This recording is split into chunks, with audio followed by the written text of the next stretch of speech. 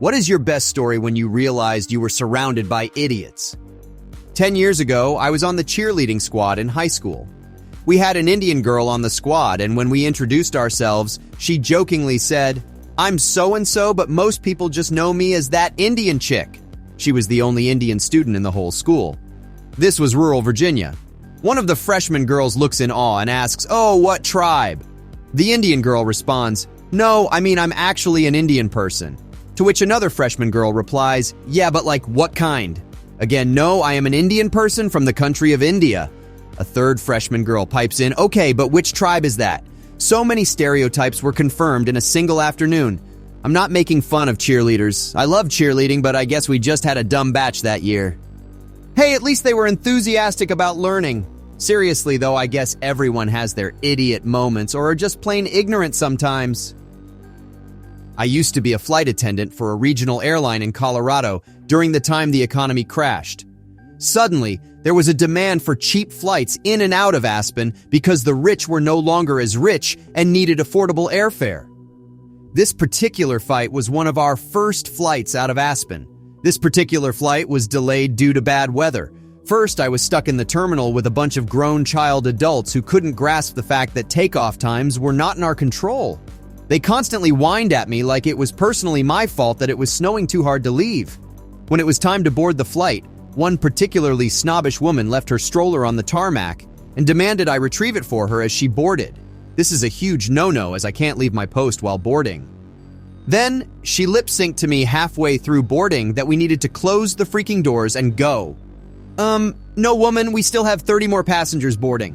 Then once everyone was on board, I heard various children and teenagers asking their parents why they had to fly with all these other people. Finally, we take off on our economy flight, and every other person was requesting absurd things like caviar and fancy champagne that we didn't have.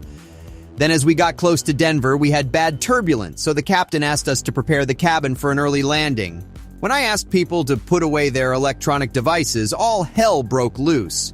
People asked me, does my laptop or phone really count as an electronic? But what really sent me over the edge was a woman who was still busy taking pictures out the window with a huge digital camera. I asked her to put it away for landing. We had bad turbulence, and I was literally holding onto the seats to stay standing. When she looked at me and in all seriousness said, "It's not electronic, it uses batteries." At that moment, I realized I was surrounded by idiots, and I noped out of there back to my seat before I said something that cost me my job. I may have afforded her a big eye roll. The turbulence got bad during approach and landing, and lots of people were panicking and crying. As we go to deplane the passengers, the lady with the camera stopped before getting off and was furious with me because her camera was busted. The lens was cracked and wouldn't turn on. Guess who didn't stow her electronics? The flight attendant sitting in the back told me she watched the woman's camera bounce a few rows down the aisle before someone caught it. That, ladies and gentlemen, is the true reason why we ask you to stow all your electronics and other crap before landing, because it will become airborne if it's a rough landing. In worst-case scenarios, your crap bounces around and hits someone in the face or something. Just put your crap away for the most dangerous part of the flight, please. Honestly, with this level of entitlement and rudeness, I wouldn't have blamed the flight attendant for losing her cool and going off on everyone. I like that the girl with the camera got instant karma for not listening to people who are actually looking out for her and other people's safety. She's lucky the camera didn't knock someone out. I was working in a bakery that was located in a supermarket. They had a walk-in oven for baking multiple racks of bread.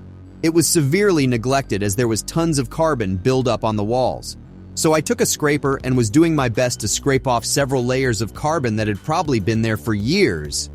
Then some idiot locks me in the oven. The inside of the oven did have an emergency release, and it was broken by the same idiot who locked me in. So I'm kicking on the door, like I'm trying to knock the damn hinges off, trying to get someone to open the freaking door, which took at least 10 minutes. Finally, the manager opens the door and he's screaming mad at me that I'm trying to break the oven, and everyone else working there is laughing their butts off because apparently almost cooking someone is absolutely hilarious. Dude, who locks someone in an oven? That's not funny, it's just plain cruel. And to top it off, the emergency release was broken. That's like having a fire extinguisher with no hose, completely useless. When I used to be a restaurant server, I had the dumbest coworkers on the planet, but not because they were servers. At my last serving job, there were a lot of very smart people, both educated and innately intelligent. But this particular restaurant was staffed by a bunch of idiots. One of the moments that always comes to mind was when I was recounting a story about a time in middle school. A girl had asked me, "What are you, like Chinese, Asian?" I said I was Korean. With all the surprise in the world, she said, "Ooh, I thought you were Asian." A small but confused pause later, I say, I am." She said, "Oh, so you're both?" Then I had to explain the differences between a continent and a country to a fellow 13-year-old. Now fast forward to years later where I'm working in a new restaurant. Normally, when I tell that story, people either laugh or become sad at the state of our public education system. But not these coworkers. Nope. They waited a moment before asking, "I don't get it. Are you both of those or what?" Then that's when I had to explain the differences between a country and continent to people in their mid-20s to 30s. Mind you, if any of them didn't have the opportunity to complete school, I wouldn't be talking them down. But they had all completed high school at the very least, which makes me really sad about the state of our public education system. I don't know what's scarier, the fact that someone in middle school didn't know the difference between a country and a continent, or the fact that the co-workers in this story didn't know it in their mid-20s and 30s. Jesus, man. This happened at a Halloween party that my neighbor's church was holding for teenagers and kids. My brother and I tagged along for the hell of it. After several stop-and-pray type events and sitting in the crowded cafeteria with kids we didn't know, we ate chicken noodle soup, listened to a sermon, and then they started playing a movie, like a half-baked wannabe documentary, where a group of young Christians walked around a city and challenged people on their beliefs. If the people they approached were religious, at least believed in God, they just talked some Bible talk. If they weren't religious, though, the Christians started acting super stuck up and rude. Like they were looking down on adults who simply said they weren't religious. At one point, a couple suggested they had more faith in evolution than religion. This absolutely triggered the people making the video, and they started the most cringeworthy argument I have ever seen. They started by asking, with a super condescending tone, "So you are saying nothing evolved into a universe and life?" To which the guy, part of the couple, started to answer, but before he got more than a few words out, he was interrupted with, "So then explain to me who made cows through evolution." Obviously, the guy was confused by the question, but started explaining the basic idea of evolution. They weren't interested in his response, so their rebuttal was, "Okay, so why don't you make a cow right now out of nothing?"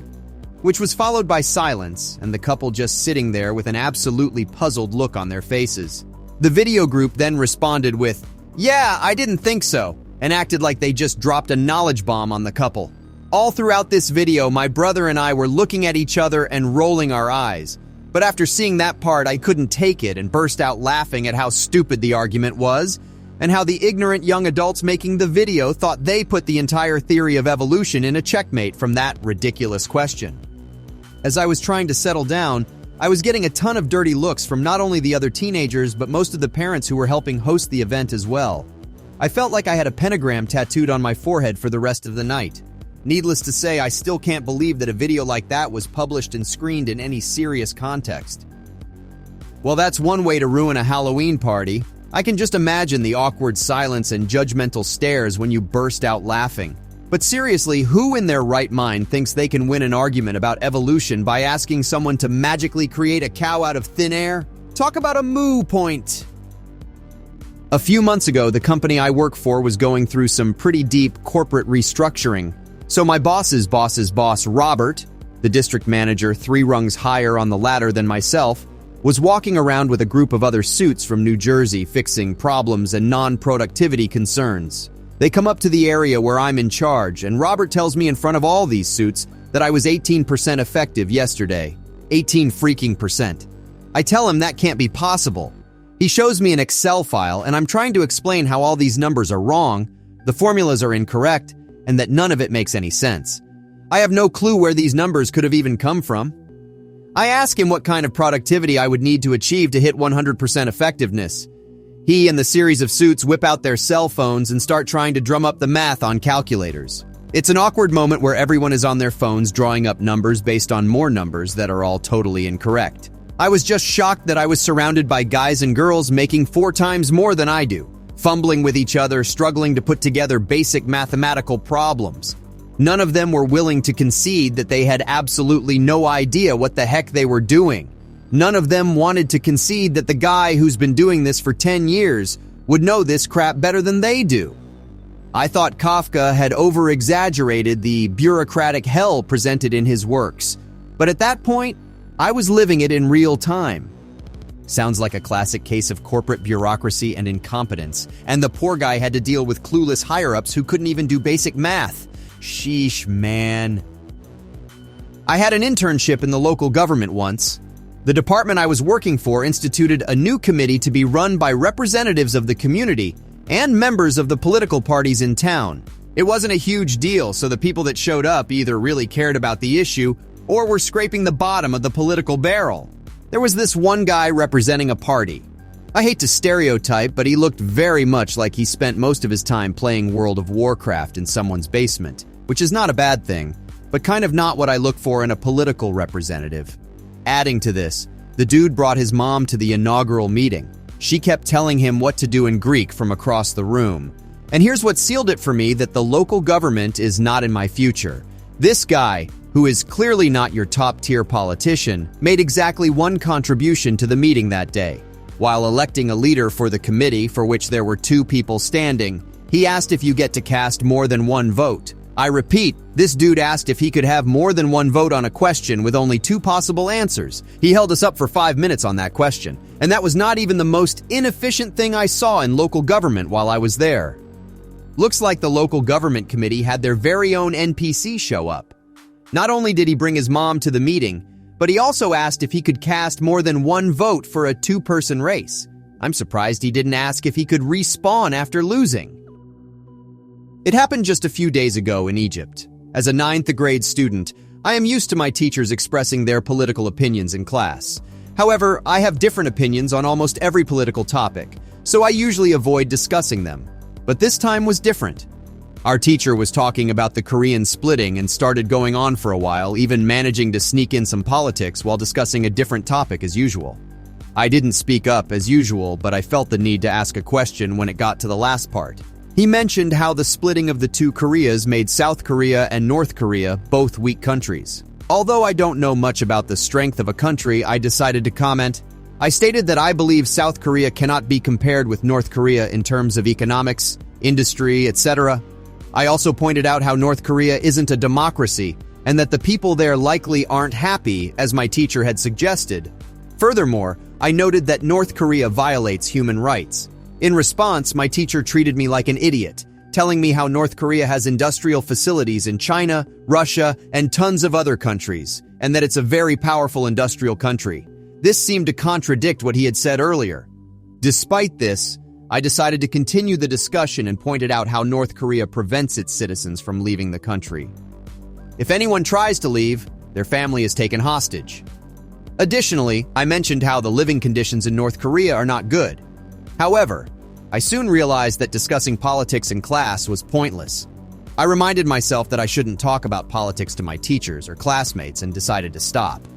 My teacher then told me that it's all American propaganda and that North Korea is just like any other country.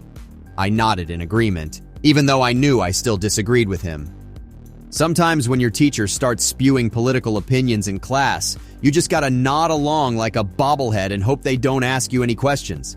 Arguing with idiots can be like arguing with a wall. Neither one of you get anything out of it. But if they do keep going, just remember, in North Korea, the only propaganda is that everything's hunky-dory. Thanks for watching till the end, and don't forget to subscribe and like for more of these ridiculous stories. Love you all, and stay safe out there in that crazy world. Much love. Peace.